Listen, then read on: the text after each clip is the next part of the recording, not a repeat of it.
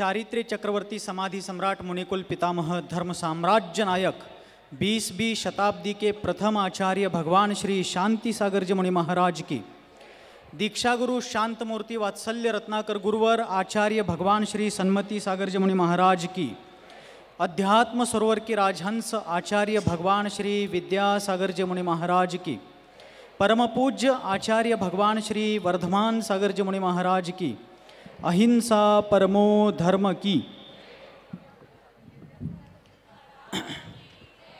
या धरतीच्या पाठीवरती रोज हजारो माणसं किड्या मुंग्यांच्या प्रमाणे जन्माला येतात, तितकीच माणसं रोज मृत्यूलाही प्राप्त होतात। अशा माणसांच्या जीवनाला कधी सार्थक मानलं जात नाही की ज्यांचं जीवन स्वतःच्या कल्याणालाही कारण बनलं नाही आणि दुसऱ्यांच्या हितालाही कधी निमित्त बनलं नाही। म्हणून कबीरदासांनी एका ठिकाणी म्हटलं, जब तुम जन्मे जगत में जग हसे तुम रोय। लहान बालक ज्यावेळेला जन्माला येतं सगळे घरादारातले हसत असतात, आनंद सोहळा साजरा करत असतात, पण ते लहान बाळ रडत असते। ये लिहुटी बहिण यान ठांकी होऊन तीन शिकती तीन लिहान ठांकी म्हणून कदाचित रडत असावं। जब तुम जन्मे जगत में जग हसे तुम रोय, अब ऐसी करनी कर चलो तुम हसो जग रोय। अब ऐसी करनी कर चलो तुम हसो जग रोय। मरत असताना मरणारा हसत मेला पाहिजे, पण त्याच्या मृत्यूनं जगाला गहिवर दाटून आला पाहिजे। या प्रकारचं व्यक्तित्व जगणारी फार थोडी लोक या जगामध्ये झाली। भारतभूमी ही ऋषी संतांची, तीर्थंकरांची, अरिहंतांची भूमी झाली। विश्वातल्या प्रत्येक देशामध्ये देवाला मानलं गेलं, पण जगात भारत एकमेव असा देश आहे जिथं देवाबरोबरच गुरुचीही पूजा केली, म्हणून भारत विश्वगुरू बनू शकला। अशा साधू संतांची ही भूमी आपला भारत। आणि त्या भारताबद्दल कोणीतरी एक सुंदर उद्गार काढताना म्हटलं, चंदन है इस देश की माटी, तपोभूमि हर ग्राम है। चंदन है इस देश की माटी, तपोभूमि हर ग्राम है। हर बाला देवी की मूरत, बच्चा बच्चा राम है। हर बाला देवी की मूरत, बच्चा बच्चा राम है। इथल्या प्रत्येक व्यक्तित्वामध्ये त्या महापुरुषांचे DNA, त्यांचे संस्कार आंशिक रूपानं का होईनात आढळले जातात। आमची श्रमण परंपरा अनादि अनंत हा जिनधर्म तीर्थंकर केवली भगवंतांच्याद्वारे प्रणीत। परंतु या श्रमण संस्कृतीमध्ये जेव्हा तीर्थंकरांच्या संपूर्ण 24च्या 24 तीर्थंकरांच्या निर्वाण कल्याणकाचा सोहळा संपन्न होतो आणि जोपर्यंत पुढच्या 24शीचे प्रथम तीर्थंकर होत नाहीत तोपर्यंत मध्यावधीमध्ये त्या तीर्थंकरांच्या धर्मतीर्थाचं प्रवर्तन करण्याचं संपूर्ण दायित्व जर कोणी आपल्या खांद्यावरती घेत असतील तर ते आचार्य परमेष्ठी आहेत।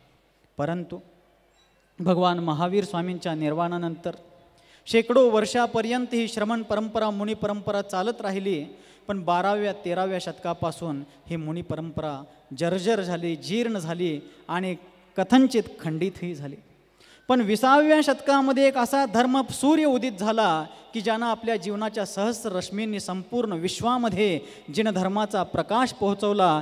तो धर्म सूर्य म्हणजे धर्म साम्राज्य नायक आचार्य भगवान श्री शांती सागरजी महाराज झाले की ज्यांच्यामुळे ही श्रमण परंपरा, ही दिगंबर मुद्रा आज भारतवर्षामध्ये अनिर्बंध रूपानं विहार करते आहे। ज्यांनी आपल्या जीवनातल्या 35 वर्षांमध्ये 27 वर्षांपेक्षा जास्तीचा कालावधी उपवास साधनेमध्ये व्यतीत केला, अनेक प्रकारचे उपसर्ग परिशह जिंकले, जिनधर्मासाठी प्राणाचे आपल्या हातावरती तळ हातावरती प्राण घेतले, अशा आचार्य शांतीसागरजी महाराजांना जेव्हा कोणी विचारलं की महाराज 3 कम 9 कोटी महाराजांच्या मध्ये तुमचा कितवा नंबर, त्यावेळेला महाराज म्हणाले माझा लास्ट नंबर आहे। कदाचित तुम्हाला प्रश्न पडेल, आज आचार्य विद्यासागरजी महाराजांचा स्मृती दिवस असताना शांतीसागर महाराजांच्या जीवनचरित्रावरती का? तर आम्हाला मंदिर दिसतं, शिखर दिसतं, कलश दिसतो, पण मंदिराचा पाया ज्यानं घातला त्या महापुरुषाला कधी विसरता येणार नाही। शांती सागर नाही तर कोणतेच सागर नाहीत, शांती सागर आहेत म्हणून विद्यासागर, सन्मती सागर आणि हजारो सागर होऊन गेले असे आचार्य शांती सागरजी महाराज, असे महामहिम आचार्य देव। आणि त्याच परंपरेमध्ये पूज्य आचार्य भगवान श्री विद्यासागरजी महाराजांच्यासारखे एक महान जिनधर्म प्रभावक आचार्य होऊन गेले। मागच्या वर्षी 6 फेब्रुवारीपर्यंतच नव्हे 16-17 फेब्रुवारीपर्यंत आचार्य विद्यासागर महाराज होऊन गेले असं आपण म्हणत नव्हतो. आचार्य विद्यासागरजी महाराज विराजमान आहेत हा शब्द प्रयोग होत होता. आज आपल्याला शब्द प्रयोग करावा लागतो आहे. असे आचार्य मौन आहे काय? मान अवघडायला नको म्हणून तर हलवा की जरा. हां, असे आचार्य आज विद्यमान आहेत. आम्ही 1 वर्षाच्या दरम्यान म्हणत होतो आणि आज म्हणायची पाळी आलेली आहे. असे आचार्य होऊन गेले, परंतु ते जरी देहाच्या माध्यमातून निघून गेले असले तरी विचारांच्या माध्यमातून, आदर्शांच्या माध्यमातून ते चिरस्थायी चिरंजीव आहेत. त्यांचे आदर्श आपल्याला युगानुयुगे प्रेरणा देत राहतील, आपल्या जीवनाचं पथप्रदर्शन करत राहतील. परंतु वेळ फार झालेला आहे. माझ्यासमोर घड्याळ ठेवायची पाळी मी येऊन देणार नाही. ही गीतेच्या शपथेनं मी सांगायला हवं. 1979चा एक प्रसंग आहे. पूज्य आचार्य विद्यासागरजी महाराज जयपूरमध्ये छोटी दिवाणजीचं एक मंदिर आहे. जोहरी बाजार किशनपोलच्या एरियामध्ये कोणी तिकडे गेला असाल तर माहिती असेल आपल्याला. आणि त्या ठिकाणी दिवाण अमरचंद, छोटे दिवाणजी म्हणजे दिवाण अमरचंदांची जी कथा आपण शास्त्रामध्ये ऐकतो, त्यांनी बांधलेल्या मंदिरामध्ये आचार्य महाराज विराजमान होते. मराठी चलेगा ना चंद्रसेनजी? आणि त्या ठिकाणी विराजमान असताना 104 डिग्री टेम्परेचर होतं त्यांना. उन्हाळ्याचे दिवस होते, मार्च एप्रिल महिना. आणि राजस्थानातलं ऊन म्हणजे काय तिकडं कोण जाऊन आलाय त्यालाच माहिती. आणि अशा उन्हाळ्यामध्ये ते विराजमान असताना मे 1979 साली किशनगडमध्ये, जिथं त्यांनी सर्वात प्रथम आपल्या गुरूंचं ज्ञानसागरजी महाराजांचं दर्शन घेतलं, त्या किशनगडमध्ये जे आदिनाथ दिगंबर जैन मंदिर आहे त्या मंदिराचं पंचकल्याणक आचार्य विद्यासागरजी महाराजांच्या सानिध्यामध्ये होणार होतं. आणि त्या पंचकल्याणकासाठी जयपूर ते किशनगड 105 किलोमीटरचा प्रवास करून ते त्या भर तापामध्ये पोहोचल्यानंतर ज्या वेळेला ते मंदिरामध्ये संत भवनमध्ये पोहोचले, त्यांना कळलं की जे मुनिसुव्रतनाथ मंदिर आहे त्या ठिकाणी, ज्याला 20 पंथी मंदिर म्हटलं जातं, त्या ठिकाणी आचार्य कल्पश्रुत सागरजी महाराज विराजमान आहेत. कोण विराजमान आहेत? कानानं ऐकायला का ध्यानानं? फार मार्मिक प्रसंग आहे. फक्त आचार्यांच्या नावाचा जय जयकार केला आणि त्यांच्याबद्दल फार बोललं तर विनयांजली होणार नाही. त्यांची उदात्तता समुद्रापेक्षा व्यापक होती. त्यातून आम्ही काहीतरी धडा घेतला तर त्यांचा स्मृती दिवस साजरा केल्याचं सार्थक होणार आहे. आचार्य महाराज त्या ठिकाणी पोहोचले. त्यांना कळलं की इथूनच थोड्या अंतरावरती, आदिनाथ जैन मंदिरापासून थोड्या अंतरावरती असणाऱ्या मुनिसुव्रतनाथ दिगंबर जैन मंदिरामध्ये आचार्य कल्पश्रुत सागरजी महाराज विराजमान आहेत. त्यांनी ट्रस्टींना विचारलं की आम्हाला तुम्ही पंचकल्याणकासाठी जयपूरहून बोलवून आणला आहात, पण त्या ठिकाणी मंदिरामध्ये जे महाराज विराजमान आहेत त्यांना तुम्ही आमंत्रित केलं आहे का नाही? प्रश्न कळला आचार्यश्रींचा. त्यांनी तिथल्या ट्रस्टींना प्रश्न केला की श्रुतसागरजी महाराजांना तुम्ही आमंत्रित केलं आहे का नाही? त्यावेळेला ट्रस्टींनी सांगितलं की महाराज, ते महाराज 20 पंथी आहेत आणि 20 पंथी मंदिरामध्ये विराजमान आहेत. हे आदिनाथ दिगंबर जैन मंदिर 13 पंथी अमनायचं मंदिर आहे आणि म्हणून आम्ही हे पंचकल्याणक तुमच्याच सानिध्यात साजरं करणार आहोत, म्हणून आम्ही त्यांना बोलवलं नाही. आचार्य महाराज म्हणाले.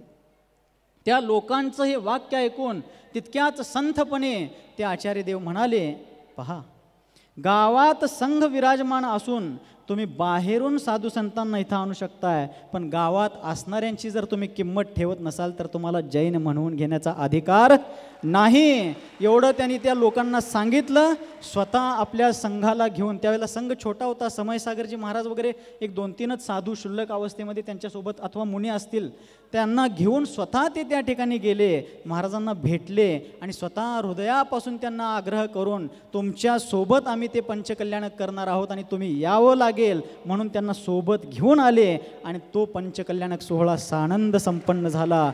म्हणून 13 पंथ, 20 पंथ, पंचामृत, जलाभिषेक ह्या सगळ्या वादविवादाला सोडून ज्या गुरूंचा एवढा जय जयकार कंठ रवानं कंठ फाटूपर्यंत आपण करतो आहोत, त्यांची वीतरागता आणि उदात्तता आपल्या हृदयामध्ये आणण्याचा प्रयत्न करूया. करा म्हणत नाही आहे मी पण तुमच्यासोबत आहेच की. आम्हाला त्या महान आचार्यांच्या जीवनातून काहीतरी घेण्याचा प्रयत्न करूया, कारण ही मोठी माणसं उगच मोठी झाली नाहीत. आज गुरुदेव सन्मती सागरजी आचार्य महाराजांचा शिष्य म्हणून त्या नात्यानं मी या ठिकाणी बसलो आहे. एक प्रसंग सांगतोय आणि नक्कीच थांबण्याचा प्रयत्न करतोय. मी ज्यावेळेला ब्रह्मचारी होतो, दीक्षा होणार होती, ऐकायला लागलाय सगळेजण? कोण कोण ऐकायला लागलाय? नक्की ऐकायला लागलाय? अजून माझी दीक्षा होणार होती. आमचे गुरुदेव सन्मती सागरजी महाराज स्वतः मला म्हणाले, अरे तू माझ्याकडे दीक्षा घेण्यापेक्षा, ऐकायला लागलाय काय, कानानं ऐकायलाय का ध्यानानं ऐकायलाय, आमचे गुरुदेव आमच्या जीवनाचे भाग्यविधाते गुरुदेव सन्मती सागरजी महाराज म्हणाले, कारण मोठी माणसे ही मनानं मोठी असतात, ते मला म्हणाले, अरे तू माझ्याकडे दीक्षा घेण्यापेक्षा आचार्य विद्यासागर महाराजांच्याकडे दीक्षा घे. आज मी अभिमानानं सांगू इच्छितो की माझा एखादा शिष्य कमी होऊ नये, इकडून दुसरीकडे जाऊन दीक्षा घेऊ नये म्हणून त्याला अडकून ठेवणारे बरेच गुरु मी तुम्हाला दाखवू शकतोय, पण माझ्यापेक्षा श्रेष्ठ असणाऱ्या एका आचार्यांच्याकडे माझा एक शिष्य जाऊन दीक्षा घेऊ दे, अशी उदारता दाखवणाऱ्या गुरूंचा शिष्य म्हणून आज या ठिकाणी बसण्याचा मला सार्थ अभिमान वाटतोय.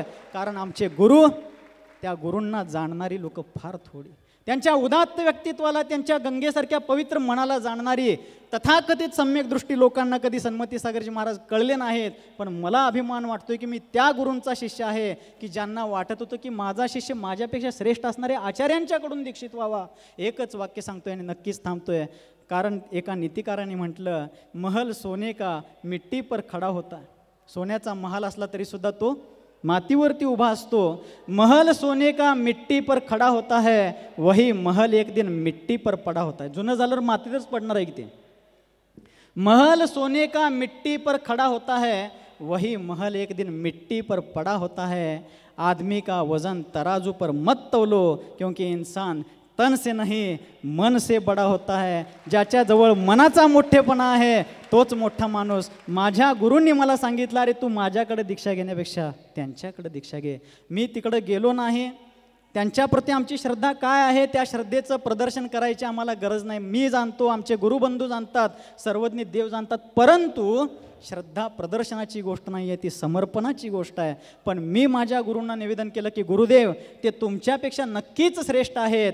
ते आमच्यासाठी भगवान असले तरीसुद्धा भगवंताचा दर्शन आणि परिचय करून देणारे गुरु आवश्यक आहेत. मी तुमच्याच चरणी दीक्षा घेणार आहे. शांतीसागर विद्यासागर भगवान असले तरीसुद्धा भगवंताचा परिचय गुरु करून देतात. आचार्य शांतीसागरजी, आचार्य विद्यासागरजी आणि सन्मती सागर महाराजांच्यासारख्या महान आचार्यांचं ही परंपरा आम्हाला लाभली. त्या परंपरेमध्ये दीक्षा घेण्याचं, संस्कार प्राप्त करून घेण्याचं भाग्य मला लाभलं. याची प्रचिती कुणाला असो नसो, जाणीव असो नसो, निराळा विषय आहे, पण आपण सर्वजण भाग्यवंत आहोत. अशा निर्ग्रंथ परंपरेमध्ये आपण आलेलो आहोत. तर या आचार्यांचा फक्त स्मृती सोहळ्यासाठी गर्दी करून चालणार नाही. त्यांच्या व्यक्तित्वाबद्दल दर्दी होऊया, त्यांच्या आदर्शावर चालण्याचा प्रयत्न करूया. अहिंसा परमो धर्म की